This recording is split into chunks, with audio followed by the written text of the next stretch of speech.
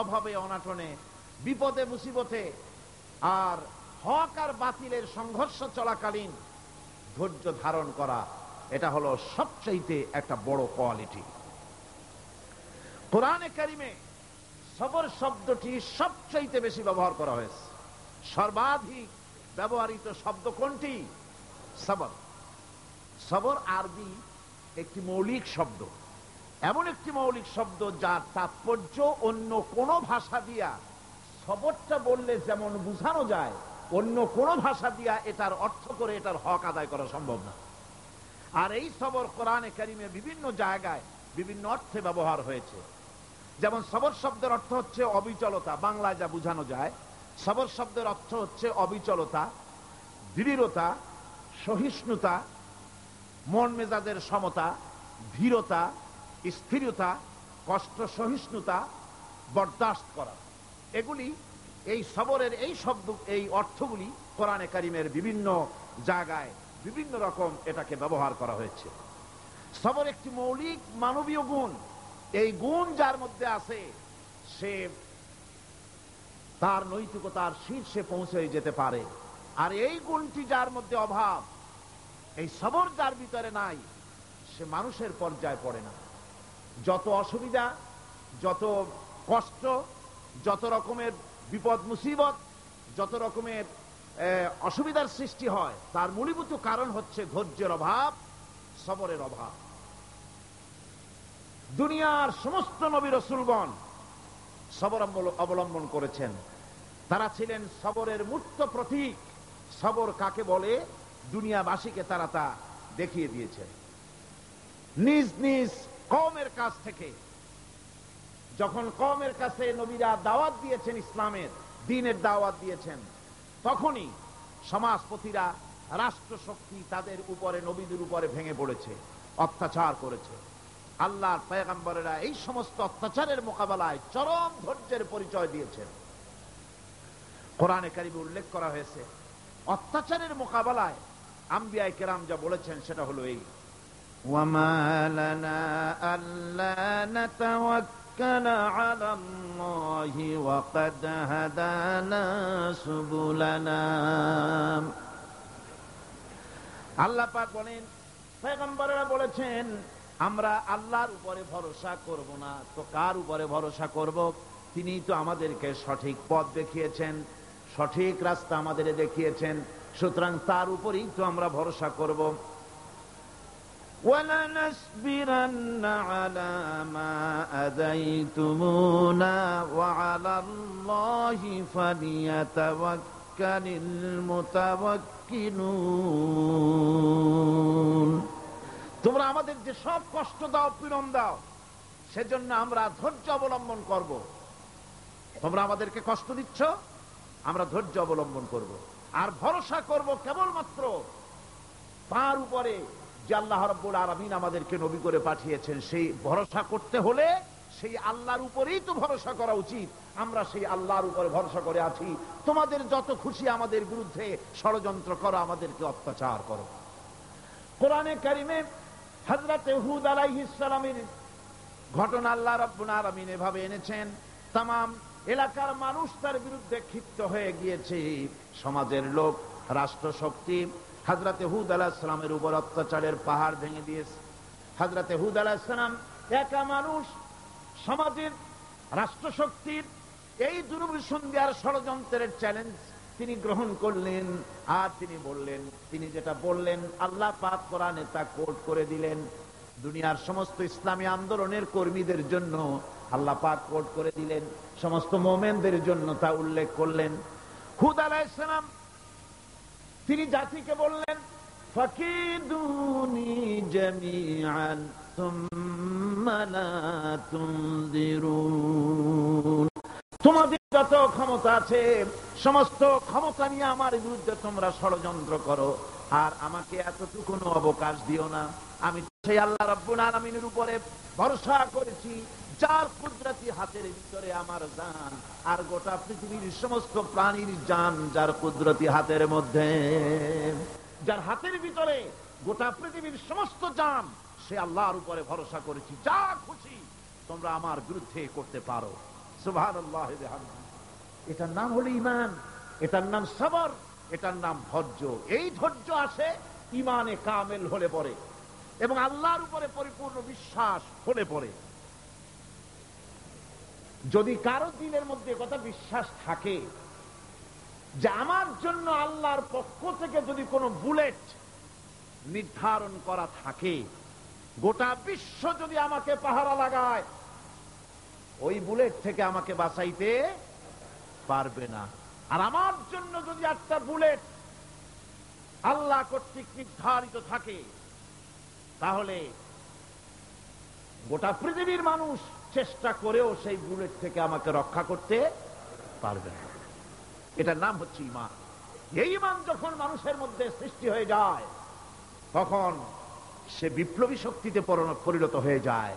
তার কাছে ভয় বলে কোনো জিনিস থাকে না, যেহেতু সে তো ভরসা করেছে এমন শক্তির কাছে যার চাইতে প্রচন্ড ক্ষমতা আকাশেও কারো নাই, জমিনেও। তিনি কে? জোরে চিল্লায় বলেন, তিনি কে? আমার বন্ধুগণ, রাসূল করিম সাল্লাল্লাহু আলাইহি ওয়াসাল্লাম হিজরতের রাতে সূর পাহাড়ের গারে সওরের কাছে যখন চলে গেছেন, ফজরের রক্ত হয়ে হয়ে আসতেছে। হযরতে আবু বকর রাদিয়াল্লাহু তাআলা আনহু বলছেন, হে আল্লাহর রাসূল, এখন আর অগ্রসর হওয়া ঠিক হবে না, বেলা উঠে গেলে ধরা পড়ে যাব। এখানে গুহা আছে, ভিতরে প্রবেশ করি। হযরতে আবু বকর রাসূলের সম্মতি পেয়ে হযরতে আবু বকর রাদিয়াল্লাহু তাআলা আনহু বলছেন, ইয়া রাসূলুল্লাহ, পাহাড়িয়া গুহা, সাপ বিচ্ছু থাকতে পারে, আমাকে অনুমতি দেন, আমি আগে ভিতরে ঢুকে সাফ করে আপনাকে ডাকি। ভিতরটা সাফ করে তিনি ডাকলেন। রাসূল করিম ভিতরে ঢুকে বলছেন, আবু বকর, পাহাড় বেয়ে বেয়ে বড্ড কষ্ট হয়েছে, একটু বসো, তোমার উরুর উপরে মাথা রেখে আমি একটু ঘুমাইয়া যাই। আল্লাহর নবী আরাম ফরমাচ্ছিলেন। সকালবেলায় কাফির বেঈমানেরা যখন আস্তে আস্তে করে গুহা মুখে পৌঁছে গেছে, পায়ের চিহ্ন এখানে শেষ, তাদের নিশ্চিত ধারণা এর ভিতরে নবীজি আছেন। বলছে, বেরিয়ে আসো। একজন বলে নাই, আর একজন বলে আছে। এভাবে তাদের মধ্যে দ্বিমত হয়ে গেল। হযরত আবু বকর বলছেন, ইয়া রাসূলুল্লাহ, আমরা তো ধরা পড়ে গেছি, আমাদের তো আর উপায় নাই। এই গুহাটা এতই অগভীর, শুয়ে যদি হাঁটু উঁচু করা যায় উপর থেকে দেখা যায়, বসলে পরে মাথা দেখা যায়, ধরা তো পড়ে গেছি, উপায় নাই। আল্লাহর নবী তখন তার হাবিব, তার বন্ধুকে কি বললেন? বিশ্ববাসীর জন্য আল্লাহ পাক কোরআনে তা উঠায় দিলেন। নবীজি তার বন্ধুকে ডেকে বললেন, লা তাহজান ইন্নাল্লাহা মা'ানা। ও আমার সাথী, কোনো চিন্তা করো না, ভয় পেও না, শঙ্কিত হয়েও না। আমরা মাইনরিটি নই, আমরাই মেজরিটি, কারণ আল্লাহ রাব্বুল আলামিন আমাদের সাথে আছেন। সুবহানাল্লাহ। এই চিন্তা, এই ধারণা যদি মানুষের মনের মধ্যে থাকে, তাহলে কখনোই তার মন দুর্বল হবে না, ঈমান দুর্বল হবে না। ভরসা করতে হবে আল্লাহর উপরে। আর বিপদ যত বড় পাহাড় সমান হয়ে আসুক, ধৈর্য অবলম্বন করতে হবে। ধৈর্য হচ্ছে মুমিনের সবচাইতে বড় গুণ। মুমিনের সবচাইতে বড় কোয়ালিটি কি? আমার বন্ধুগণ, কোরআনে কারিমে আল্লাহ রাব্বুল আলামিন গোটা বিশ্বের সমস্ত মুসলমানদের জন্য কোরআনে কারিমে আম্বিয়া আলাইহিস সালাম তাদের সবরের দৃষ্টান্তগুলি আল্লাহ নিজে তুলে ধরেছেন, আমাদের ইবরতের জন্য, আমাদের শিখাবার জন্য, আমাদের সবক দেওয়ার জন্য। কোরআনে কারিম হযরত আইয়ুব আলাইহিস সালামের সবরের ঘটনা কোরআনে কারিম তুলে ধরেছে। হযরত আইয়ুব 18টি বছর পর্যন্ত রোগের মধ্যে পড়ে আছেন। এত অসুখ করেছে, এত রোগ, শরীর পচে গিয়েছে, গায়ে পোকা ধরেছে, দুর্গন্ধ হয়ে গিয়েছে, বিবিরা চলে গিয়েছে, ছেলে মেয়ে পাড়ার লোকেরা দূর দূর করে তাড়িয়ে দিয়েছে। এবার জঙ্গলের ভিতরে গিয়ে আশ্রয় নিয়েছেন। এমন অবস্থা হয়েছে, শরীর পচে পচে জিহ্বায় যখন পোকা ধরা শুরু করে দিল, হযরত আইয়ুব আলাইহিস সালাম তখন আল্লাহ রাব্বুল আলামিনের দরবারে এই প্রথমবারের মতো তিনি বললেন, রব্বুল আলামিন, আয় আল্লাহ তাআলা, সমস্ত শরীর জরা জরা হয়ে গিয়েছে, গায়ে পোকা ধরেছি, আমি কোনো কথা বলি নাই, আমি খামোশ থেকে জিকির আজগার করতেছিলাম। আয় আল্লাহ, এখন দেখি আমার জিহ্বায় পোকা ধরেছে, পোকা ধরা শুরু হয়েছে। আমার জিহ্বাটায় পোকা তুমি দয়া করে দিও না, কারণ আমার জিহ্বায় যদি পোকা হয়ে যায় তাহলে তোমার মতো আল্লাহর জিকির আমি কি দিয়া করব? আমার জিহ্বাটা তুমি দয়া করে ভালো রাখো। কোরআনে কারীম বলছি, ওয়া আইয়ুবা ইয নাদা রাব্বাহু ইন আন্নী মাসসানিয়াদ-দুররু ওয়া আনতা আরহামুর রাহিমিন। স্মরণ করো সেই সময়ের কথা যখন আইয়ুব তার রবকে ডেকে বলেছিল, আমি অসুস্থ আর তুমি তো রহমান রহিম, দয়াময়। ভাষাটা দেখেন কি সুন্দর, এর থেকে কি আল্লাহর আর কিছু বলা লাগে? আল্লাহ পাকের কাছে তিনি বলতেছেন, আল্লাহ আমি তো অসুস্থ, আমি তো অসুখ করেছে আমার, আর তুমি তো দয়াময় রহমান রহিম। এক অন্ধ, ঈদের দিন কত অন্ধই তো আসে খয়রাত করার জন্য, ভিক্ষা করার জন্য, চতুর্দিকে ভিক্ষা করতেছে অন্ধরা। এক অন্ধ ঈদের গেটের কাছে দাঁড়ায়া বলতেছে, ভাইরা আজ হচ্ছে ঈদের দিন আর আমি কিছু দেখতে পাচ্ছি না। এ বেশি পয়সা পাইল, মানুষের দিন তার প্রতি আকৃষ্ট হয়ে গেছে। আরে কি কথা, আজ ঈদের দিন, সকলে আনন্দ করছে আর আমি কিছুই দেখতে পাচ্ছি না। সে কিন্তু কিছু চায় নাই। ভাষার ভিতরে, কথা বলার ভিতরে এ ধরনের টেকনিক আছে। হযরত আইয়ুব আলাইহিস সালাম বললেন না যে আল্লাহ আমারে মাফ করে দাও, কষ্টের মধ্যে আছি। তিনি শুধু বলেছেন, রব্বুল আলামিন আমি অসুস্থ হয়ে পড়েছি, আমার অসুখ করেছে, আর তোমার নাম রহমান রহিম।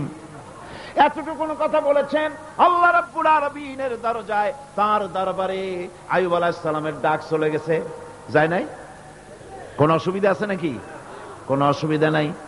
পানির তলা দিয়া যদি কেউ ডাক দেয়, পাহাড়ের ভিতরে বসে যদি কেউ ডাক দেয়, আল্লাহ রাব্বুল আলামিন তা শুনতে পান।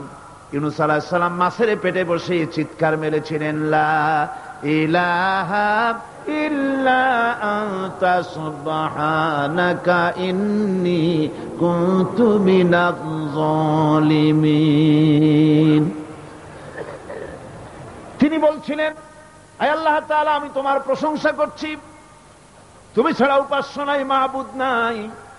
আমি তোমার পবিত্রতা ঘোষণা করছি, আমি তো জালিমদের অন্তর্ভুক্ত হয়ে গেছি। বাস এতটুকুন কথাই বলেছেন। আল্লাহ পাক বলছেন, ইউনূসের ডাক তো কেউ শোনে নাই, পানির মধ্যে কেউ শোনে নাই, জমিনের কেউ শোনে নাই, মহাশূন্যের কেউ শোনে নাই, কিন্তু মাছের পেটের ভেতরে থেকে, গভীর অতল দরিয়ার তলদেশ থেকে মাছের পেটের ভিতরে বসে আমার ইউনূস যে ডাক দিল, ওই ডাক আমি আরশের মালিক আমি শুনতে পেয়েছি, আর সঙ্গে সঙ্গে জবাব দিয়েছি। ফাস্তাজাবনা লাহু ওয়া নাজ্জাইনাহু মিনাল গাম্মি ওয়া কাযালিকা নুজিল মুমিনিন। ডাকের সাড়া দিলাম, বিপদ দিয়া বাঁচায় দিলাম। শুধু ইউনূসের না, আল্লাহ পাক এ জায়গায় আবার ওয়াদা করলেন, দুনিয়ার যত মুমিন বান্দা আছে তারা যদি কখনো বিপদে পড়ে যায় আর আমারে যদি ডাকে, আমি এই রকম করে বিপদ থেকে বাঁচায়া দেব। আইয়ুব আলাইহিস সালাম যখন আল্লাহ রাব্বুল আলামিনের কাছে ফরিয়াদ করলেন, আল্লাহ পাক তখন বলছেন, কোরআনে কারীম বলছে, ফাস্তাজাবনা লাহু فكشفنا ما به من ضر وآتيناه أهله ومثلهم معهم رحمة من عندنا وذكرى للعابدين। আমি আইয়ুবের দোয়া কবুল করে নিলাম, শুধু তার পরিবার বর্গই দিলাম না, বরং আরো কিছু নিয়ামত আমি তাকে দান করে দিলাম। এবং তাই জন্য, যেহেতু তারা ছিল আমার অনুগত বান্দা, আমার বাধ্যগত, আমি এই জন্য রহম করেছি, সমস্ত রোগ শোক আমি মাফ করে দিয়েছি। আমাদের সামান্য একটু জ্বর হয়, যদি 2-3 দিন জ্বর হয়েছে, জ্বর ছাড়ে না, বলে যে এত ভালো ভালো কাজ করি তারপর আমার এত জ্বর হওয়া লাগে। অমুকরা এত পাপ করে, তা তো কিছুই হয় না। খালি আল্লাহ আমারই চোখে দেখলো, আমার বউর অসুখ, আমার অসুমুড়ি ছাড়ি না। ভাইরা, আপনি ঠিক পান না যে কি গুনাহ আপনি করেন। কোরআনে কারীম বলছি, وما أصابكم من مصيبة فبما كسبت أيديكم ويعفو عن كثير। যত বিপদ তোমাদের উপর আছে সব দুই হাতের কামাই করা। আর আমি তো অনেকগুলো ক্ষমা করে দেই। তোমরা যত পাপ করো, আকাম করো, সবগুলির শাস্তি যদি দুনিয়ায় দিতাম, সাহস করার সময় পেতে না। অসুখ হলেই অধৈর্য হয়ে যেও না, ধৈর্য ধরো।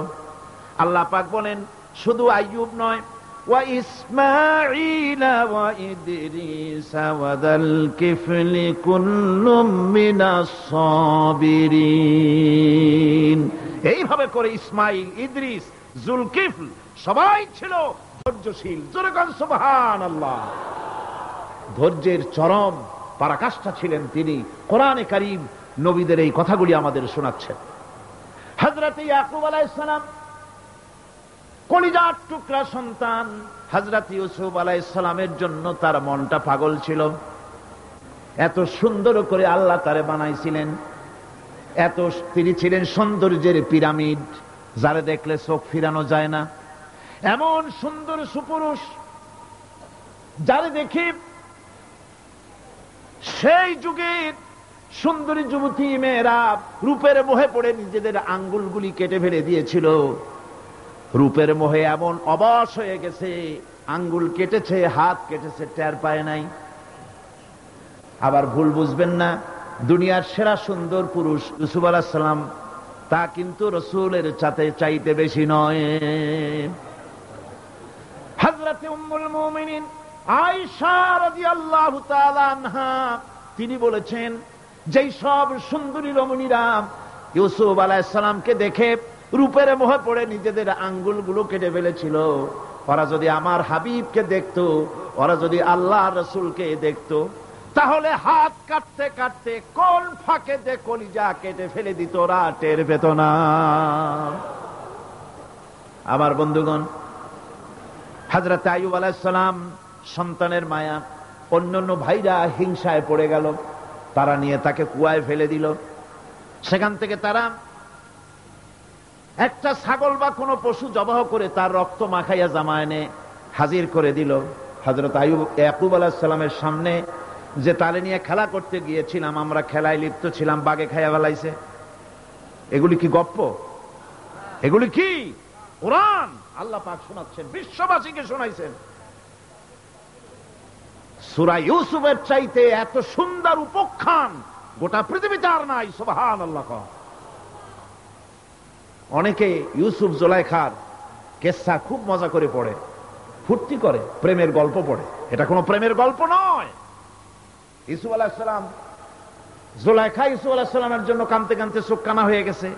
এরপর ইউসুফ আলাইহিস সালাম জুলাইখারে পাওয়ার জন্য পাগল হয়ে গেছে। নাউজুবিল্লাহ, এটা হয়নি কখনো। তিনি আল্লাহর পয়গম্বর। আর আল্লাহ কেমনে তারে বাঁচিয়েছেন? যখন জুলাইখা ঘরের ভিতরে সুন্দর করে যৌন উন্মাদনামূলক চিত্র অঙ্কিত করে ঘরের মধ্যে আটকায় দিয়েছে, তালা লাগায় দিয়েছে, আর নিজে যৌন উদ্দীপক কাপড় চোপড় পরেছে, না পরার মতোই। সে যুগের সুন্দরী মেয়ে জুলাইখা। তার কুপ্রবৃত্তিকে চরিতার্থ করার জন্য আহ্বান করা হয়েছে। হযরত ইউসুফ আলাইহিস সালাম লক্ষ্য করে দেখলেন, এমন জায়গা, এখান থেকে পালাবার তো পথ নাই, দরজা বন্ধ করে দিয়েছে। তিনি শুধু তখন কেবলমাত্র আল্লাহ রব্বুল আলামিনকে ভয় করলেন। আল্লাহকে ভয় করে আল্লাহর নাম নিয়ে যখন তালাবদ্ধ দরজার দিকে দৌড় দিয়েছেন, আল্লাহ রব্বুল আলামিন আপন কুদরতে তালাগুলি খুলে দরজা তার জন্য উন্মুক্ত করে দিলেন। ইউসুফ আলাইহিস সালামকে ফালাই দিয়ে এভাবে করে কাপড় এনে দিল তার সামনে। রক্তমাখা কাপড় পেয়ে হযরত ইয়াকুব আলাইহিস সালাম সন্তানদের মুখে কাহিনী শুনে তিনি কি বললেন? কোরআনে কারীম তা কোট করেছে। তিনি চিক দিলেন না, ফাল দিলেন না, ফিট হয়ে পড়লেন না। তিনি বললেন, কলিজার টুকরা সন্তান, তার মরার খবর শুনেছেন? তিনি বললেন কি? ফাসাবরুন জামিলুন ওয়াল্লাহুল মুস্তাআনু আলা মা তাসিফুন। আমি উত্তম সবর অবলম্বন করব। তোমরা যে কাহিনী রচনা করেছো এর বেলায় আমি আল্লাহর কাছে সাহায্য চাই। আমি উত্তম সবর অবলম্বন করব। আমার ভাইয়েরা, 11 ভাই মনে করেছিল ইউসুফ আলাইহিস সালামকে মরণ কুয়ায় ফালায় দিছি। তারা তো ঠিক পায় নাই এটা মরণ কুয়া না, এটা হচ্ছে একটা সুড়ঙ্গ, যাকে ইংরেজিতে বলে টানেল। এটা এমন একটা সুড়ঙ্গ, ওরা মনে করেছে মরণ কুয়া, কিন্তু আল্লাহ রাব্বুল আলামিন এই কুয়াতে এমন বানালেন, ওরা একদিকে ফালায় দিল মরণ কুয়ায়, এ কুয়ার আর এক মুখ দিয়া আল্লাহ রাব্বুল আলামিন ইউসুফ আলাইহিস সালামকে নিয়ে মিশরের সিংহাসনে বসায়া দিলেন। এটা মরণ কুয়া নয়, এটা রাজ সিংহাসনে বসার সুড়ঙ্গ পথ। ইউসুফ আলাইহিস সালাম আজ প্রেসিডেন্ট, সুবহানাল্লাহ, প্রেসিডেন্ট হয়ে বসে আছেন। ওদিকে কেনানে অভাব লেগে গেছে, সেখানকার মানুষেরা সাহায্য নিতে এসেছে, ওই 11 ভাইও আসছে। হযরত ইউসুফ আলাইহিস সালাম দেখেই চিনে ফেলেছে, ওরা কিন্তু তখনও ঠিক পায় নাই। হযরত ইউসুফ আলাইহিস সালাম চিনে ফেলেছেন। এখন কি করা উচিত? সবগুলাকে ঠ্যাং উপরের দিকে উঠাইয়া তারপরে সমানে ধোলাই দেওয়াই তো স্বাভাবিক ছিল, আমাদের মতো মানুষ হইলে, ঠিক কিনা? পিটাও, ঠিক তো বলবেনি, অভ্যাস তো এটাই। হযরত ইউসুফ আলাইহিস সালাম তাদের সামনে পরিচয় দিলেন। তারা যখন বুঝতে পারল, লজ্জায় তাদের মাথা হেট হয়ে গেল। হযরত, তারা এক তো লজ্জা, আর 2 নম্বরের ভয়, জান নিয়া কেনানে কেউ ফিরে যাইতে পারবো না। এখন অবস্থা হয়েছে যে জীবনই যায় নাকি এখানে। হযরত ইউসুফ আলাইহিস সালাম ভাইদের এই করুণ দুরবস্থা বুঝতে পারলেন, বুঝে চরম ধৈর্য ধরে তিনি কি বললেন? তিনি বললেন, লা তাসরিবা আলাইকুমুল ইয়াউম। ও ভাইরা, তোমাদের বিরুদ্ধে আমার কোনো ক্ষোভ নাই, দুঃখ নাই, বিদ্বেষ নাই, হিংসা নাই, আল্লাহর রাস্তায় মাফ করে দিলাম।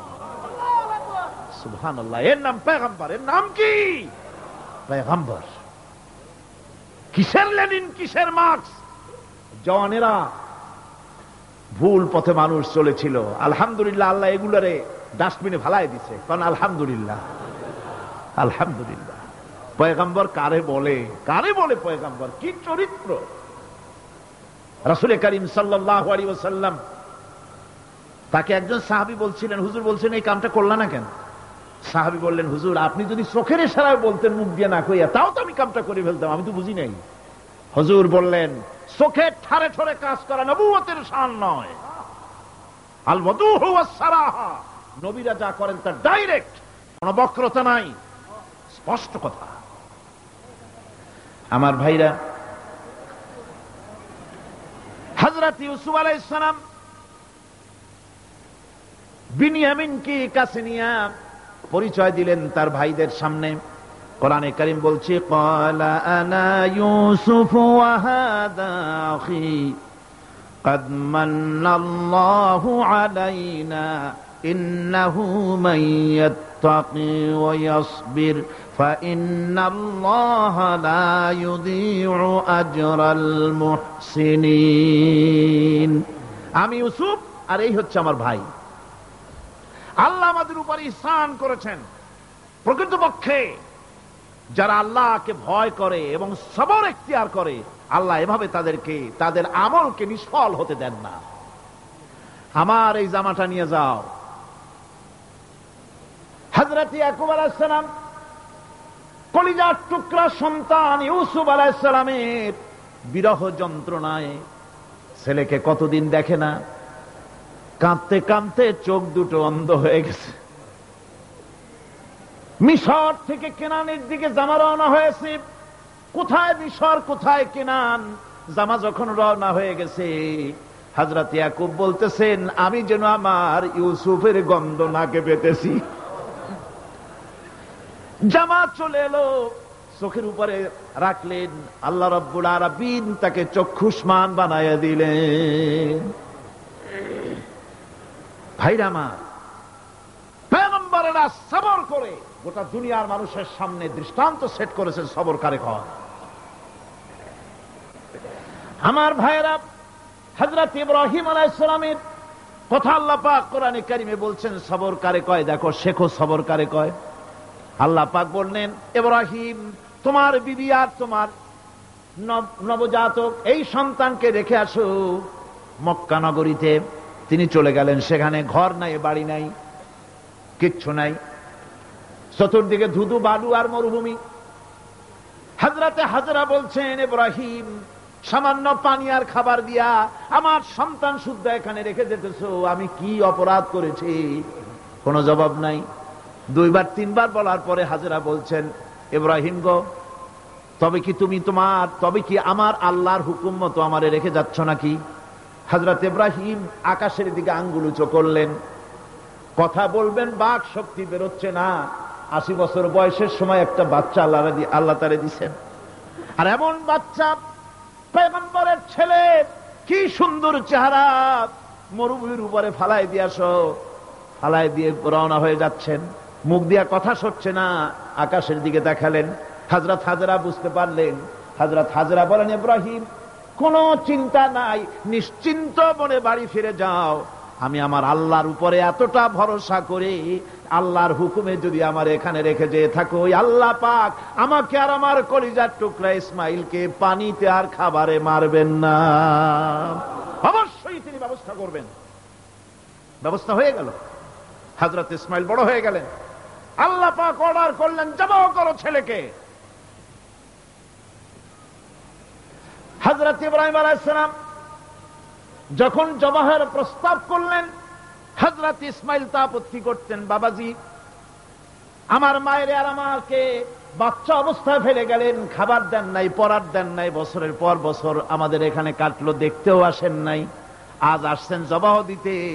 এটা কেমন কথা? কি ধরনের বাপ আপনি? এরকম বলছে নাকি? এরকম বলছে? হযরত ইব্রাহিম আলাইহিস সালাম প্রস্তাবটা কিভাবে পারলেন? আল্লাহ পাক কোরআনে কারিমে দৃষ্টান্ত রেখে দিয়েছেন। আল্লাহ পাক বলছেন, হযরত ইব্রাহিম ছেলেকে বললেন, ইয়া বুনাইয়া, ইয়া বুনাইয়া, হে আমার কলিজার টুকরা লাডলা, হে আমার কলিজার টুকরা সন্তান, ইন্নী আরা ফিল মানাম আন্নী আযবাহুক, আমি স্বপ্নে দেখছি আমি যেন তোমাকে জবাহ করতেছি। ফানজুর মাযা তারা, তোমার রায় কি বলো? আমি তো স্বপ্নে দেখছি যে আমি তোমার জবাহ করতেছি, এখন তোমার রায় কি, তোমার মত কি? হযরত ইসমাঈল আলাইহিস সালাম শুনিয়া দিলেন দৌড়, নাকি? না, হযরত ইসমাঈল আলাইহিস সালাম ধৈর্যের প্রতীক। তিনি কি কথা বললেন? তার মুখের কথা কোরআন শরীফে আল্লাহ পাক উঠায় দিলেন। হযরত ইসমাঈল বললেন, ইয়া আবাতি ফাআল মা তু'মারু সাতাজিদুনি ইনশাআল্লাহু মিনাস সাবিরিন, হে আমার পিতা, আপনি যে ব্যাপারে আদিষ্ট হয়েছেন আপনি তা পালন করুন, অবশ্যই আমাকে ধৈর্যধারীদের মধ্যে পাওয়া যাবেন। সুবহানাল্লাহ। এক বর্ণনা এসেছে, হযরত ইসমাঈল বললেন, আব্বাজান, আমি ধৈর্যধারীদের ভিতরে আমারে পাবেন, তবে জবাহ করার আগে আমার হাত পাওটা একটু বেঁধে নেন, কারণ জবাহের যন্ত্রণায় আপনার গায়ে যদি আমার হাত পাও লেগে যায় তো বেয়াদবি হয়ে যেতে পারে। আর আমি মরে আমার জবাহ হয়ে যাওয়ার পর আমার রক্ত মাখা জামাটা নিয়া আমার মা হাজেরারে দিবেন, কারণ তাকে মা বলবার মতো আর তো কেউ নাই। হযরত ইব্রাহিম তাকে বাঁধবার জন্য প্রস্তুতি নিলেন। হযরত ইসমাঈল বলছেন, আব্বাজান, বাঁধবেন না, বাঁধার প্রয়োজন নাই। বলে, কেন? একবার বাঁধতে বললে আবার তুমি নিষেধ করছো কেন? ছেলে বলছেন, আব্বাজান, বাঁধবো না এই জন্যে, হয়তো কিয়ামতেই প্রশ্ন উঠতে পারে যে আল্লাহর হুকুমে রাজি ছিল না বলে হাত পা বাঁধা জবাহ করছে, আমি এই সুযোগ দিব না, আপনি জবাহ করেন, আমি এতটুকু নড়াচড়া করব না। ধৈর্যের চরম প্রতীক হযরতে ইসমাঈল আলাইহিস সালাম দেখাই দিয়েছেন ধৈর্য কারে কয়। আমার বন্ধুগণ, এই পৃথিবীর সবচাইতে ধৈর্যের বড় প্রতীক হতেছেন ইমামুল মুরসালিন, আশরাফুল আম্বিয়া, সাইয়্যিদুল মুরসালিন জনাবে মুহাম্মাদুর রাসূলুল্লাহ সাল্লাল্লাহু আলাইহি ওয়াসাল্লাম। আমার বন্ধুগণ, সবচাইতে বড় ধৈর্যের প্রতীক তিনি। কাউকে একটা গালি দেন নাই জীবনে, কাউকে ঠাট্টা করেন নাই, কাউকে মারেন নাই, কারো মনে দুঃখ দেন নাই। তিনি দুঃখ পেয়েছেন, তিনি কাউকে দুঃখ দেন নাই। তিনি কষ্ট পেয়েছেন, কাউকে কষ্ট দেন নাই। আমার ভাইয়েরা, তায়েফের ময়দান, আমার নিজের চোখে তায়েফে যেদিন আমি তায়েফ দেখলাম, আমি তায়েফে ঢুকেছি, জীবনে কোনোদিন যাই নাই। রমজান মুবারকে আমি সেখানে গেলাম, আমাকে বসার জন্য তারা নিয়ে যাবে। আমি বললাম আগে বসবো না, আমারে আগে নিয়ে যাও, আমার নবীকে কোন জায়গায় ওরা মেরেছিল সে জায়গাটা দেখাও। তায়েফের সেই গলিতে যখন আমি গিয়েছি, দুই দিকে পাহাড় দাঁড়ানো, তায়েফের লোক আমার সাথে ছিল, তারা বলল এই জায়গাটা প্রথম যেখানে চতুর্দিক থেকে নবীজিকে পাথর মারছিল আর আল্লাহর নবী বেহুশ হয়ে পড়ে গিয়েছিলেন। 3টা দিন না খাওয়া, হযরতে খাদিজা নাই, আবু তালিব নাই, মক্কায় জায়গা নাই পা রাখার। নবীজি 3টা দিন ঘুরলেন। নেতারা বলল তুমি যদি নবী হবে তো এতিম হলে কেন? আল্লাহ নবী বানাবার জন্য কি একটা ধনী মানুষ পায় নাই? তোমার মতো এতিম আর গরিবের নবী বানাইলো কেন? আল্লাহ নবী 3 দিন পর যখন দেখলেন কেউ দাওয়াত শোনে না, কেউ মানে না, কেউ গ্রহণ করে না, তখন তিনি নেতাদের অনুরোধ করলেন, ঠিক আছে দাওয়াত তো কবুল করলে না, তবে একটা কাজ করো, অন্তত আমি যে তায়েফে আসছিলাম এই খবরটা মক্কায় দিও না, ওরা আরো অত্যাচার বাড়ায় দেবে। এই কাফিরগুলি খবর তো মক্কায় পাঠালো, আর সমস্ত যুবকদেরকে লেলিয়ে দিল। যুবকেরা চতুর্দিকে দাঁড়াইছে, রাসূলকে পাথর মারা শুরু করে দিল। আমি যখন রেল লাইনের থেকে হাঁটি, যখন রেল লাইন কোনো সময় দেখি, রেলের পাথরগুলি, রেল লাইনের পাথরগুলি দেখলেই আমার মাথায় যেন কেন তায়েফের কথা মনে এসে যায়। আরে মানুষের গায়ে পাথর মারলে কি অবস্থার সৃষ্টি হয়? পাথর নূরের শরীর, রহমতের শরীর, কিটে কিটে রক্ত ঝরছে। নবীজিকে জোর করে উঠাইয়া জবরদস্তি করে হাঁটার জন্য তারা ধাক্কা মারতেছে। আবার কিছুদিন গিয়ে নবীজি আবার বেহুশ হয়ে পড়েছেন, এইখান থেকে আবার উঠাইছে, আবার ধাক্কা মারতেছে। 3 নম্বরের আর একটা জায়গা আছে যেখানে ভাঙ্গা একটা মসজিদ। তায়েফের লোকেরা আমাকে বলল এই জায়গাটা হলো শেষ জায়গা যেখানে রাসূল করিম 3য়বারের মতো বেহুশ হয়েছিলেন, এখানেই হুজুরের রক্ত ঝরেছে বেশি। 2 রাকাত নামাজ পড়লাম, সিজদায় পড়ে এমন কান্না কাঁদলাম আল্লাহর কাছে। নবীজি যখন হুঁশ এসেছে, হযরতে জিবরাইল বলেন, ইয়া রাসূলুল্লাহ, আপনার এই কষ্ট দেখে ফেরেশতারা কাঁদতেছে, আপনি অনুমতি দিয়ে দেন এই 2 পাহাড়কে মিলাইয়া সমস্ত তায়েফবাসী কাফেরগুলি মাটির সাথে মিশাইয়া দেই। নবীজি বললেন, জিবরাইল, আমি যদি হুকুম করি আর আমার হুকুম মতো যদি এই কাম করো, একটা কাফেরও যদি না বাঁচে তাহলে কার মুখে পৌঁছাবো লা ইলাহা ইল্লাল্লাহু মুহাম্মাদুর রাসূলুল্লাহ। আমার ভাইরা, হুজুর সাল্লাল্লাহু আলাইহি ওয়াসাল্লাম উঠে বসলেন। এমন সময় হযরতে যায়েদ শরীরের রক্তগুলি মুছে দিতেছেন। হুজুর সাল্লাল্লাহু আলাইহি ওয়াসাল্লাম বসে 2খানা হাত উত্তোলন করলেন। নবীজির চোখ থেকে পানি গড়ায় পড়তেছে। আরে কেউ নাই, আল্লাহ ছাড়া কেউ নাই সাহায্য করার। নবীজি হাত তুলে মোনাজাত করতেছেন, চোখ দিয়া পানি পড়ে দাড়ি ভিজে পড়তেছে, গায়ে দিয়া রক্ত ঝরতেছে। নবীজি কি দোয়াটা করলেন? বদদোয়া করলেন না, গজব দিতে বললেন না। নবীজি দোয়া করলেন, রব্বুল আলামিন, এই তায়েফের লোকেরা আজকে আমার সাথে যে ব্যবহারটা করেছে, ওরা বোঝে নাই যে আমি তোমার নবী, ওরা বোঝে নাই যে আমি তোমার রাসূল, না বুঝে আমার উপরে যে অত্যাচারটা করলো, আল্লাহ তুমি এই জন্য রাগ করে এই তায়েফে তুমি গজব দিও না। আল্লাহ পাক পরবর্তী সময় হুজুরকে স্মরণ করাই দিলেন, ওয়ামা আরসালনাকা ইল্লা রাহমাতাল লিল আলামিন। ও নবী, আপনি হচ্ছেন আমার সমস্ত সৃষ্টি জগতের জন্য আপনি আমার রহমত, আমার গোটা বিশ্বের জন্য আপনার, আমার সৃষ্টি জগতের জন্য আপনি আমার করুণা। একটা লোক রাসূলের এই কষ্ট দেখে বাগান থেকে এক গ্লাস আঙ্গুরের শরবত এনে হাজির করেছে। এত কষ্টের পর 3 দিনের না খাওয়া আঙ্গুরের একটা শরবত পাইয়া হুজুর খুব খুশি হলেন। শরবত গ্লাস পান করে হুজুর বলছেন, তোমার নাম না আত্তাস? তিনি বলছেন, হ্যাঁ হুজুর, আমার নাম আত্তাস। তোমার বাড়ি না ইউনূস আলাইহিস সালামের গ্রামে?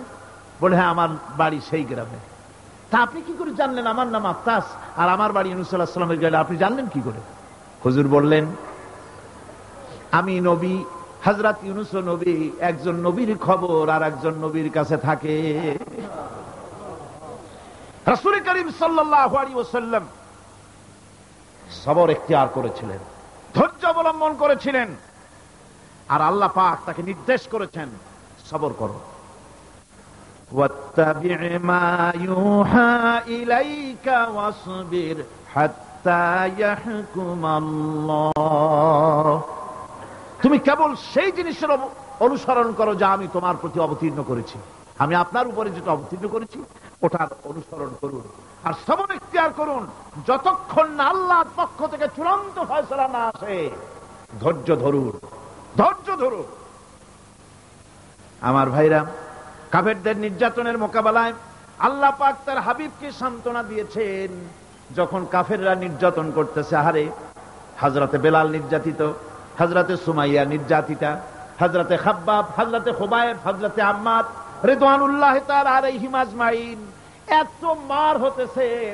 হযরতে ওমর হযরতে খাব্বাব রাদিয়াল্লাহু তাআলা আনহুকে খোলা গায়ে দেখে বলছিলেন, খাব্বাব রে, তোমার পিঠে এত গর্ত কেন? এত গর্তওয়ালা পিঠ তো আমি মানুষের দেখি নাই, এত চিকুন কোমরওয়ালা মানুষও তো দেখি নাই।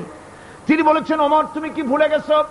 ইসলাম কবুল করার অপরাধী কাফির বেঈমানেরা আগুন জ্বালায়া আংটা আগুনের উপরে আমাকে চিৎ করে শোয়াছে। আমি যেন নড়াচড়া করতে না পারি সেজন্য আমার বুকের উপরে পাথর চাপা দিয়ে রেখেছিল।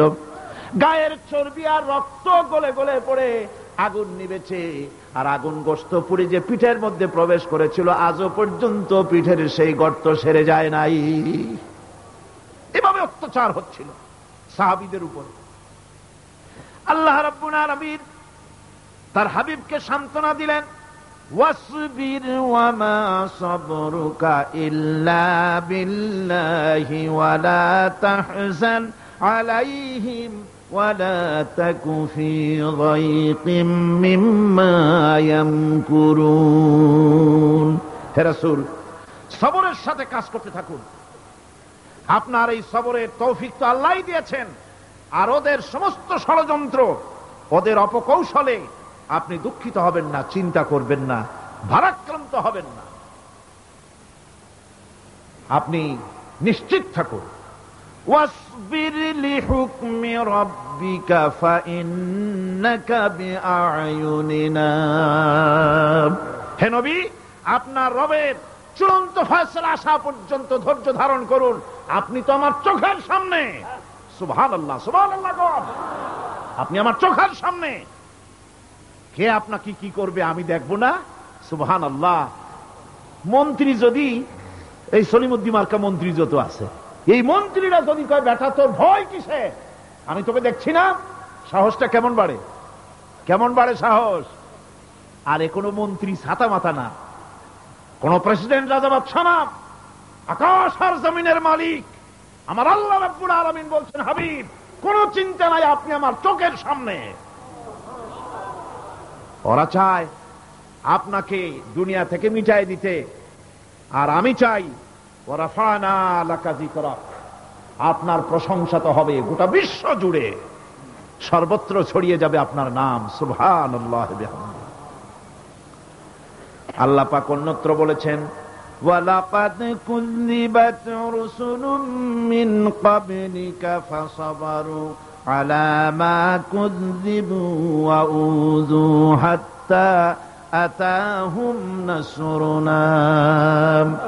হে মুহাম্মদ সাল্লাল্লাহু আলাইহি ওয়াসাল্লাম, আপনার পূর্বে অসংখ্য নবী রাসূল এই পৃথিবীতে আসছে এবং জুলুম আর নির্যাতনের শিকার তারা হয়েছেন।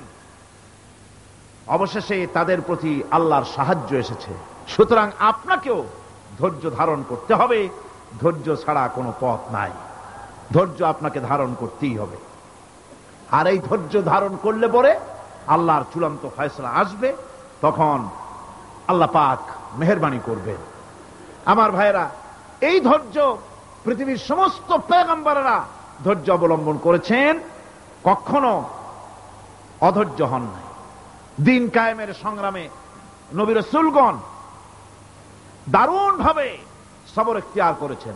বৃদ্ধবাদীদের সকল রকমের নির্যাতন, অপকৌশল, ষড়যন্ত্র, এই সব কিছু মোকাবেলা করেছেন ধৈর্যের নীতি অবলম্বন করি। কখনো ধৈর্যচ্যুতি তাদের মধ্যে ঘটেনি, বরং আল্লাহ রাব্বুল আলামিন তাদের প্রতি সন্তুষ্ট হয়েছেন। যারা এই ধৈর্য ধরেছে তাদের উপরে সন্তুষ্ট হয়ে আল্লাহ রাব্বুল আলামিন বলেছেন, ওয়া কাআইয়্যিম মিন নাবিয়্যিন কাতালা মাআহু রিব্বিয়ুনা কাসীর। এর আগে অনেক নবী এসেছিলেন যাদের সাথে বহু আল্লাহওয়ালা লোক লড়াই করেছেন। ফামা ওয়াহানু লিমা আসাবাহুম ফি সাবিলিল্লাহি ওয়ামা যাআফু ওয়ামা ইসতাকানু। আল্লাহর পথে তাদের উপর যত বিপদ এসেছিল তারা হতাশ হয়ে পড়েন নাই, দুর্বলতা দেখাননি, বাতিলের সামনে মাথাও নত করেননি। ওয়াল্লাহু ইউহিব্বুস সাবিরিন।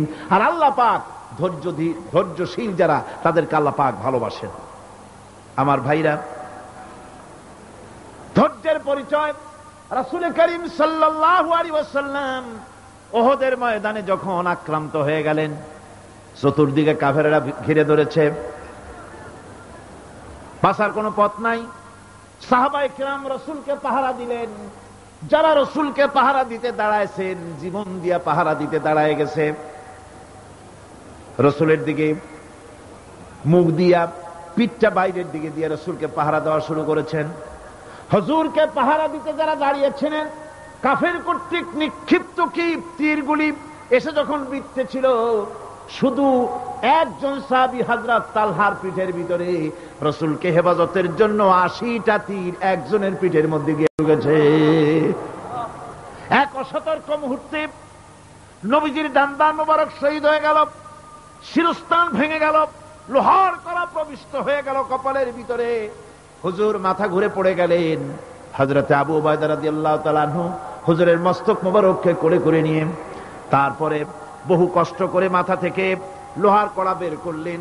এবার ওই কড়ার ছিদ্র দিয়ে রক্ত আসতেছে, মুখ দিয়ে রক্ত পড়তেছে, দাড়ি ভিজে যাচ্ছে।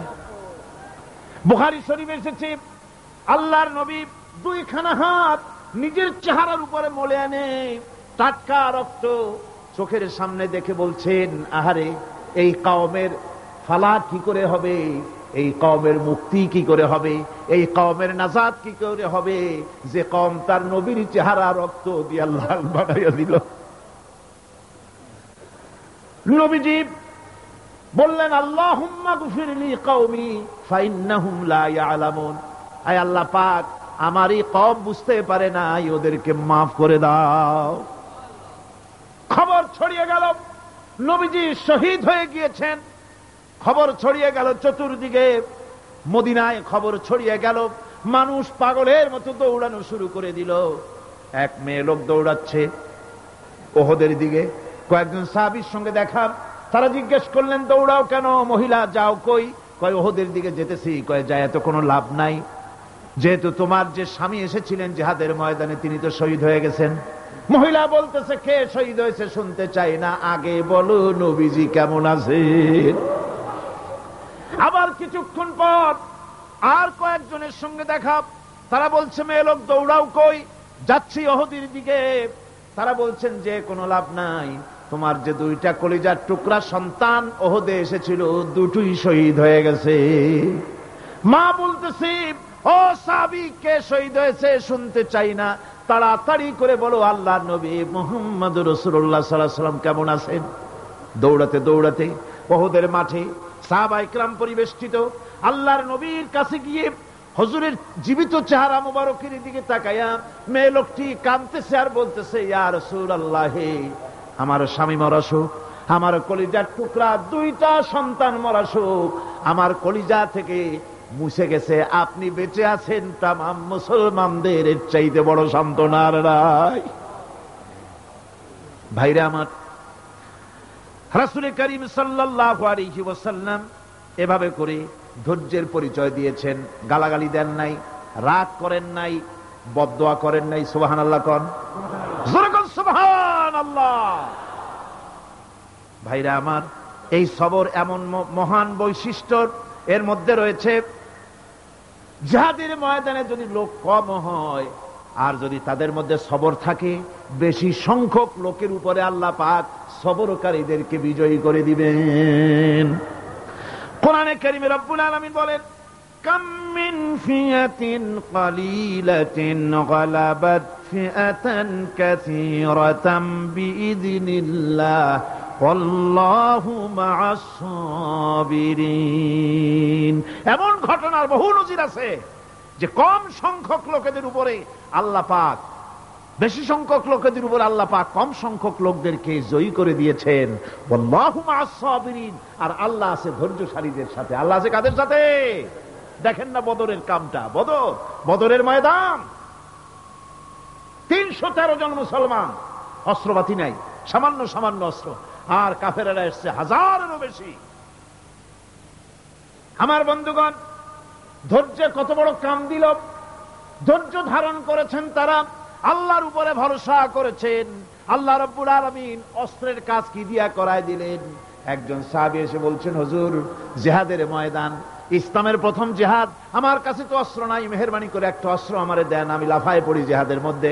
হুজুর বলেন, অস্ত্র তো আমার কাছে নাই, দিবটা কি? সাহাবী বলছেন, হুজুর, অস্ত্র না থাকে যা পারেন তাই দেন, আপনার হাত দিয়ে যা দিবেন আমি দাঁড়ায় থাকতে পারবো না, জিহাদে আমাকে শরীক হতেই হবে। নবীজি কাছে পেলেন একখানা শুকনা খেজুরের ডাল, খেজুরের ডালখানা তুলে সাহাবীর হাতে তুলে দিলেন। সাহাবী বলেন, রাসূলের হাতের দেওয়া শুকনা খেজুরের ডালটা নিয়ে আমি যখন কাফেরদের ভিড়ের মধ্যে ঝাঁপায় পড়ে যখন শুকনা খেজুরের ডাল দিয়ে আঘাত দিলাম, তখন ধারালো তরবারে দিয়ে আঘাত করলে যে কাম হয়, শুকনা খেজুরের ডালের আঘাতে কাফের দ্বিখণ্ডিত হয়ে জমিনে পড়ে গেল।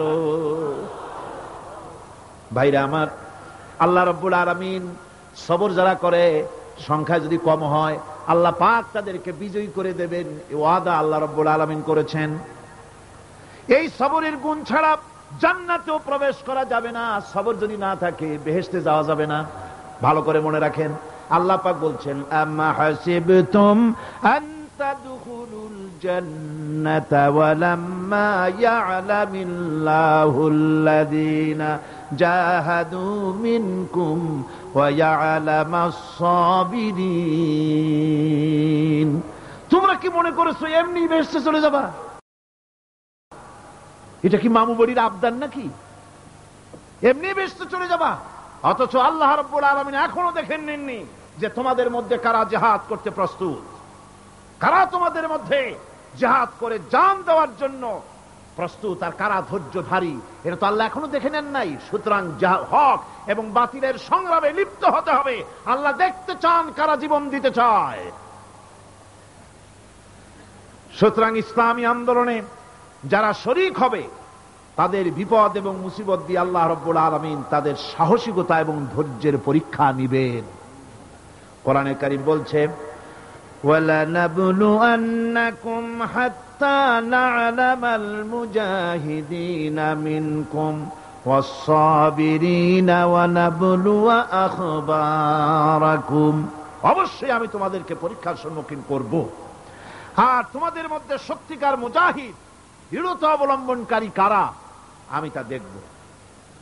এটা যেন আমি দেখে নিতে পারি, সেই জন্য আমি বিপদ এবং মুসিবতের মধ্যে তোমাদের ফেলব।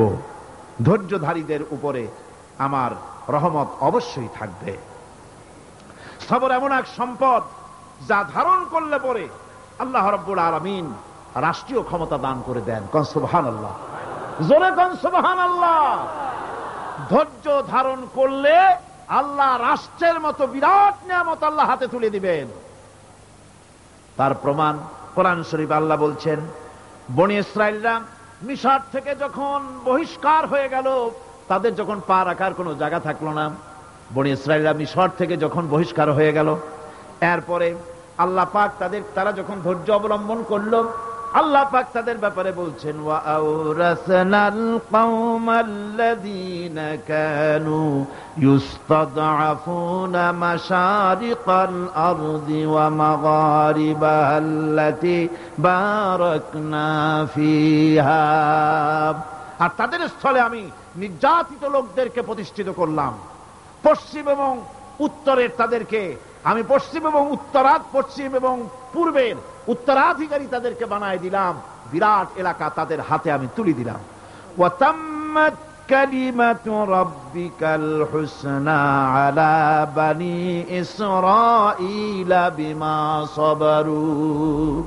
আর এভাবে করে আল্লাহ পাক তার কথাকে পূর্ণ করলেন বনি ইসরাইলদের উপরে সবর এখতিয়ার করার জন্য। ধৈর্য ধারার কারণে আল্লাহ পাক রাষ্ট্রের মালিক তাদের বানায় দিলেন। জোরে কোন সুবহানাল্লাহ। সবর যদি করা হয় তো যুদ্ধ যদি বাদে, যদি জিহাদ শুরু হয়ে যায়, আল্লাহ পাক বলেছেন ফেরেশতা দিয়ে সাহায্য করব। যদি সবর থাকে তোমাদের, সবর থাকলে আল্লাহ কি দিয়ে সাহায্য করবেন? ফেরেশতা দিয়ে। কোরআনে কারীম বলছি, বালা ইন তাসবিরু ওয়া তাত্তাকু ওয়া ইয়াতুকুম মিন ফাওরিহিম হাযা ইউমদিদুকুম রাব্বুকুম বিখামসাতি আলাফিন মিনাল মালাইকাতি মুসাউমিমিন। হ্যাঁ, তোমরা যদি ধৈর্য অবলম্বন করো আর আল্লাহকে ভয় করে চলো, তাহলে এক্ষুনি আল্লাহ রাব্বুল আলামিন তোমাদের জন্য কাতারে কাতারে শৃঙ্খলাবদ্ধ ৫,০০০ ফেরেশতা দিয়ে তোমাদেরকে সাহায্য করবেন। সুবহানাল্লাহ। তোমাদেরকে ফেরেশতা দিয়ে সাহায্য করা হবে। তোমরা যদি সবর ইখতিয়ার করো, তাহলে সংখ্যা যদি কম হও, বেশি সংখ্যার উপরে জয়ী করে দেব। ইয়াকুম মিনকুম ২০ সাবিরুনা ইয়াগলিবু মিয়াতাইন। যদি তোমাদের ভিতরে ধৈর্যশীল ২০ জন হয়, আমি ২০০ কাফেরের বিরুদ্ধে তোমাদেরকে জয়ী করে দেব। সুবহানাল্লাহ। তোমরা যদি হও ধৈর্যশীল ২০০ জন, ২০০ কাফেরের উপরে তোমরা জয়যুক্ত হয়ে যাবে। আর বিপদ আর মুসিবতে যারা ধৈর্য ধরে, তাদের জন্য আল্লাহর পক্ষ থেকে সুসংবাদ। সুসংবাদ কাদের জন্য? ধৈর্যধারীদের জন্য। কোরআনে কারীম বলছে, ওয়াবাশশিরিস সাবিরিনাল্লাযীনা ইযা আসাবাতহুম মুসিবাতুন ক্বালু ইন্না লিল্লাহি ওয়া ইন্না ইলাইহি রাজিউন।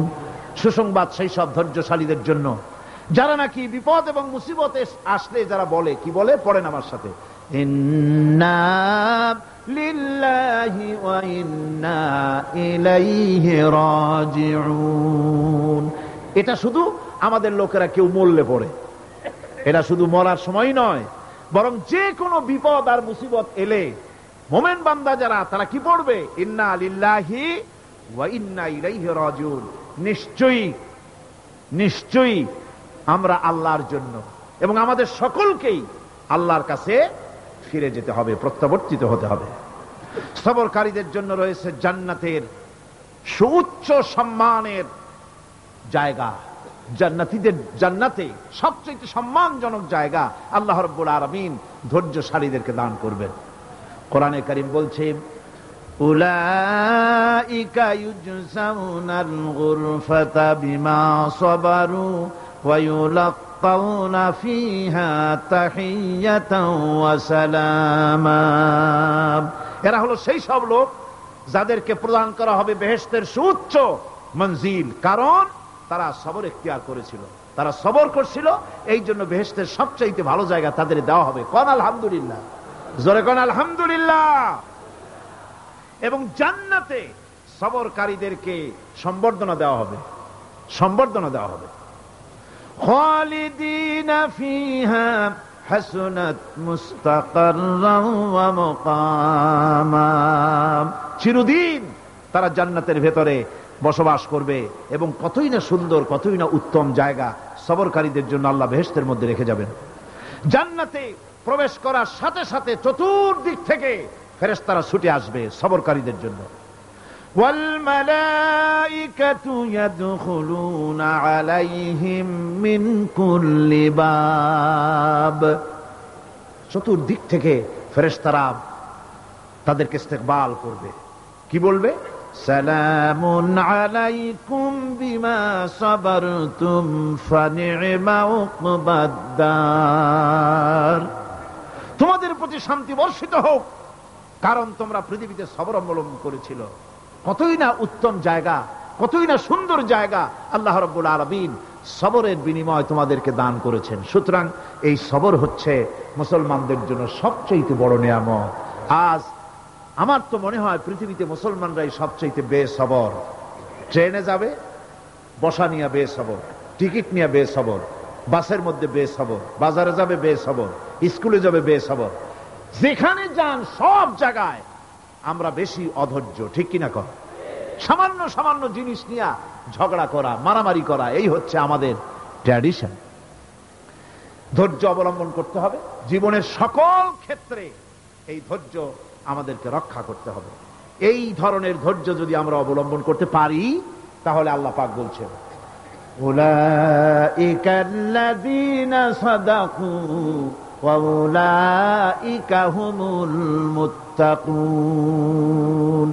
এরাই হলো ঈমানের দাবিতে সত্যবাদী। কোন আলহামদুলিল্লাহ। কারা কারা? না না, শুধু সবরকারী না। এই যে 10টা পয়েন্ট বলা হলো, কয়টা পয়েন্ট বলা হয়েছে? 10টি পয়েন্ট। সেই 10টি পয়েন্ট যারা পালন করবে এরা হলো ঈমানের দাবিতে সত্যবাদী, আর এরাই হচ্ছে প্রকৃতপক্ষের মুত্তাকি। আমরা মুত্তাকি বুঝি দাঁতে ছাতা, দাড়ি টাড়ি আশ্রয় না, জাব্বা জুব্বা গায়ে দিয়ে কোনো জায়গায় পড়ে থাকে। এটা বড় মুত্তাকি, খুব পরহেজগার। সালার চট্টর যদি পড়ে তাহলে তো আরো বড় পরহেজগার। জি, আর যদি কাপড় চোপড় মোটেও না থাকে তাহলে তো খাজা বাবা হয়ে গেল। নাউযুবিল্লাহি মিন যালিক। আর আল্লাহ বলছে মুত্তাকি কারে কয় শোনো, এটার এরে কয় মুত্তাকি যাদের মধ্যে এই 10টা গুণ আছে। এই 10টি সত্য যদি সম্পাদন করতে পারি, যদি আমল করতে পারি, জীবন ধন্য হয়ে যাবে। সেই 10টি কথা আমি আবার আপনাদের স্মরণ পটে তুলে দিতে চাই, প্যাকেট করে পকেটে উঠাই দিতে চাই, যেন বাড়ি নিয়ে যেতে পারেন। 1 নম্বর হচ্ছে 10টি পয়েন্টের 1 নম্বর আল্লাহর প্রতি ঈমান। 1 নম্বরে আল্লাহর প্রতি ঈমান, 2 নম্বরে পরকালের প্রতি ঈমান, 3 নম্বরে ফেরেশতাদের উপর ঈমান, 4 নম্বরে কিতাবের প্রতি ঈমান, 5 নম্বরে নবীদের প্রতি ঈমান, 6 নম্বরে সহায় সম্বলহীন নিকটবর্তী আত্মীয়, ইতিম, মিসকিন, প্রবাসী, মুসাফির, সাহায্য প্রার্থী, এদেরকে মুক্ত করার জন্য এদেরকে সাহায্য প্রদান করা, 7 নম্বরে নামাজ প্রতিষ্ঠা করা, 8 নম্বরে যাকাত আদায় করা, 9 নম্বরে ওয়াদা পালন করা, 10 নম্বরে সবর এখতিয়ার করা। কয়টা হলো? এই 10টি কাজ যদি আমরা পালন করতে পারি, বিপদে মুসিবতে ধৈর্য ধারণ করতে পারি, যত মুসিবত আসুক, আসলে এগুলি কিছু না। মুসিবত আল্লাহ টেস্ট করবেন, মুসিবত দিয়া আল্লাহ টেস্ট করেন। দেখা যায় যে ওদের শক্তি খুব বেশি, চোখে আপনি দেখতে পারেন, কিন্তু আল্লাহ বলছেন ইন্না কায়দা শায়তানে কানা দাঈফা। বাতিলরা হলো শয়তান, বাতিলরা কি? আর ওদের চক্রান্ত আসলেই দুর্বল। এদের চক্রান্ত আসলে কি? দুর্বল। কাজেই এগুলিকে ভয় করা যাবে না। বিপদে মুসিবতে ধৈর্য ধারণ করে যদি অগ্রসর হওয়া যায়, তো আল্লাহ রাব্বুল আলামিন এই 10টি পয়েন্ট যদি আমল করা যায়, দুনিয়াও শান্তি পাবো, আখিরাতেও শান্তি পাবো। যত মুসিবত আসুক, বিপদ আসুক, ধৈর্যের সাথে মোকাবেলা করতে হবে। ধৈর্যের অর্থ কি? আমি আগেই বলেছি, ধৈর্যের অর্থ হচ্ছে অবিচলতা, দৃঢ়তা, বরদাস্ত করা, সহিষ্ণুতা, ধীরতা, স্থিরতা। ধৈর্যের অর্থ এটা নয় একজন একটা থাপ্পড় মারলো আর আপনি বলবেন যে বাবা ব্যথা পাইছো নাকি, তাহলে আরো একখান থাপ্পড় দিয়া দাঁত আমার সবগুলো ভালাই দাও। এর নাম ধৈর্য নয়। ধৈর্য হচ্ছে পরিস্থিতির মোকাবেলা করতে হবে সাহসিকতার সাথে, এর নাম হচ্ছে ধৈর্য। ওই যে আমি একটা দৃষ্টান্ত দিয়ে থাকি। এক সাপ একবার মুরিদ হয়েছিল এক পীর সাহেবের কাছে। পীর বলছিলেন যে না, আমি তো এইসব সাপ টাপ মুরিদ বানাই না। কয় না হুজুর, আমারে বানান। তারপরে মুরিদ বানায় কিছু অজিফাতারে শিখাই দিল, আর বললো খবরদার কাউকে দংশন করবে না। ঠিক আছে, সে যায়া জিজ্ঞাসা শুরু করে দিয়েছে। এর মধ্যে জমিনে রাখাল আসছে, ধান কাটছে, ধানগুলো নিবি কি করে, দড়ি দাড়ি পাচ্ছে না। তো কি করা যায়, বানবে কি দিয়া? সন্ধ্যার পরে অন্ধকারে দেখে যে দড়ি একটা পড়ে আছে। ও যে কি দড়ি তা তো ওরা বুঝে নাই। ওইটারে নিয়ে ধানরে ফেসাইয়া লেজ দিয়ার মাথা দিয়ে এরকম করে বাসেটারে দিয়ে বাঁধছে। সাপ তখন বলতেছে, হায় হায় রে, কেবল যে মুরিদ হইছি, তা না হলে তুই ঠিক পাইতি যে আমি কি ধরনের দড়ি। এরপরে নিয়ে বাড়ি নিয়ে ভালাই দেশে ওটারে খুলে, সাপটার ঘাড় গেছে মস্কিয়া। বহুত কষ্ট করে হুজুরের বাড়ি গিয়ে হাজির। কয় যে হুজুর কি একখান জিকের শিখাইলেন, আমার তো ঘাটটার মুসকে শেষ। আশ্চর্য কথা, কত মানুষ মুরিদ হইলো, কত কিছু মুরিদ হইলো, কারো তো জিকের করলে ঘাড় মস্কে যাবে কেন, এটা কেমন কথা? কয় হুজুর ঘটনাই। আরে বেটা ঘটনা এইটা, তুই কি করছিলি? কয় যে আপনি যে নিষেধ করছেন দংশন করতে, আমি তো দংশন করতে পারিনি। আরে বেটা, দংশন করতে নিষেধ করছিলাম, ফোঁস করতে তো নিষেধ করি নাই। তোরে যখন দড়ি মনে করে হাত দিছিল, ফোঁস করে উঠতি, ওই রাখা লাভ দিয়া বন আর পার হইয়া দিল্লি চলে যেত। কাজী ধৈর্যের মানে শীত হয়ে পড়া না। ধৈর্য মানে অবিচলতা, দৃঢ়তা নিয়ে শক্তি সঞ্চয় করে আল্লাহর উপরে ভরসা করে বাতিলের বিরুদ্ধে ঝাঁপায় পড়তে হবে, বাতিল উৎখাত হতে বাধ্য হবে।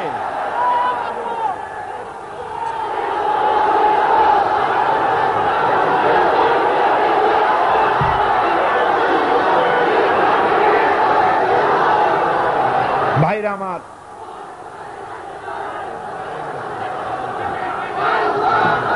সুতরাং আলহামদুলিল্লাহ আমরা কোরআনে কারিমের এই আয়াতে কারিমার আমরা যদ্দূর পারলাম আলোচনা করেছি। আল্লাহ পাক যেন এতে বরকত দেন। জোরে কোন আমিন, আর জোরে কোন আমিন। মোনাজাতের জন্য বসেন, এক্ষুনি মোনাজাতের জন্য দাঁড়ানো ভাইরা সব বসে পড়েন। আল্লাহুম্মা আমিন। রব্বানা যালামনা أنفسنا وإن لم تغفر لنا وترحمنا لنكونن من الخاسرين ربنا لا تزغ قلوبنا بعد إذ هديتنا وهب لنا من لدنك رحمة إنك أنت الوهاب আয় আল্লাহ তাআলা, এই বিশাল জনসমুদ্র নিয়ে তোমার দরবারে হাত তুলেছি পবিত্র মেরাজের রজনীতে। আয় আল্লাহ, তুমি দয়া করে মেহেরবানি করে আমাদের আলোচনা, দুরুদ সালামের সওয়াব আমাদের বিশ্ব নবী তোমার প্রিয় হাবিব জনাবে মুহাম্মদ রাসূলুল্লাহ সাল্লাল্লাহু আলাইহি ওয়াসাল্লামের রূহ মুবারকে পৌঁছায়া দাও। সমগ্র বিশ্বের মাটির নিচে যত মুমিন মুমিনাত শুয়ে আছেন তাদের আরো আর পরে সওয়াব পৌঁছায়া দাও। আমাদের মা বাপ যাদের দুনিয়া থেকে বিদায় হয়ে গেল, আল্লাহ কবরগুলিকে জান্নাতের টুকরায় পরিণত করে দাও। রব্বিরহামহুমা কামা রব্বায়ানি সগীরা। পড়েন সবাই, রব্বিরহামহুমা কামা রব্বায়ানি সগীরা। আয় আল্লাহ তাআলা, বহু মানুষ দোয়া চেয়েছি, কতজনের কত কষ্ট। কেউ হসপিটালে আছে, কারো অপারেশন হবে, কেউ বা মরে গেছে, কেউ বা মামলায় মোকদ্দমায় আছে, কেউ বা পারিবারিক অশান্তিতে আছে। আল্লাহ যিনি যেই নিয়তে দোয়া চেয়েছে মেহেরবানি করে সেই নেক নিয়ত তোমার দরবারে কবুল করে নাও। বিপদগ্রস্ত লোকগুলিরে বিপদ থেকে বাঁচাইয়া দাও। আয় আল্লাহ রাব্বুল আলামিন, এই মাহফিলে লক্ষ লক্ষ জনতা সমুদ্রের ঢেউর মতো চতুর্দিক থেকে আসতে থাকে। তুমি আর তোমার কোরআন আর তোমার রাসূল ছাড়া কোনো স্বার্থ কারো মনে নাই। কাউরে রিক্সা ভাড়া দেওয়া হয় না, ট্রাক ভাড়া, বাস ভাড়া কাউকে দেওয়া হয় না। এক লোকমা খানাও এখানে পায় না, তাবাররুক বা সিন্নি বিতরণও হয় না। আয় আল্লাহ, নিঃস্বার্থ ভাবে এই লোকগুলি যাতায়াত করে। আল্লাহ, তোমার কোরআনের বরকতে সকলকে তুমি গুনাহ মুক্ত করে দাও। আয় আল্লাহ তাআলা, যাতায়াত আসান করে দিও, যাতায়াতের পথে কারো যেন কোনো বিপদ না হয়ে যায়। আয় আল্লাহ তাআলা, বাড়ি ঘর ফালায় আসে, বাড়ি ঘর তোমার ফেরেশতা দিয়ে তুমি হেফাজত করো। রব্বুল আলামিন মা বোনেরাও কষ্ট করে আসে, আল্লাহ তুমি দয়া করে এ মাহফিলে যারা শরীক হয়, এ মাহফিলে কোরআনের মাহফিলে শরীক হওয়ার কারণে তোমার কাছে একটা দাবি করি, দাবিটা হলো মেহেরবানি করে সব মানুষকে তোমার কাবা ঘর দেখাও। যারা উপস্থিত হয়েছে সকলকে তোমার হাবিবের রওজায় গিয়া সালাম দেওয়ার তৌফিক দাও। ربنا تقبل منا إنك أنت السميع العليم وتب علينا إنك أنت التواب الرحيم سبحان ربك رب العزة عما يصفون وسلام على المرسلين الحمد لله رب العالمين واجعل آخر كلمتنا عند الموت لا إله إلا الله محمد رسول الله. السلام عليكم ورحمة الله.